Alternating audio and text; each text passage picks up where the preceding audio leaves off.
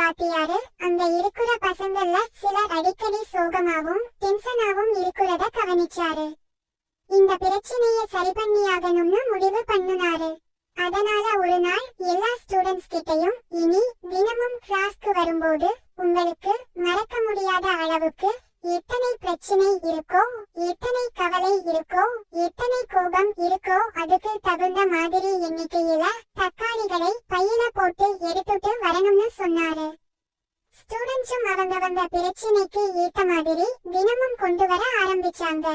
சில நாள் போக போக அந்த தக்காளி எல்லாம் அழுகி நாற்றம் அடிக்க ஆரம்பிச்சது.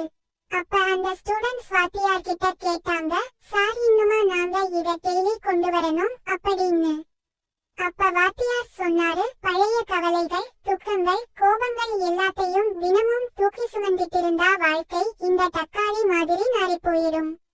நாம வாழ்க்கையில ஜெயிக்கணும்னா பழைய பிரச்சனைகளை நினைக்க கூடாது.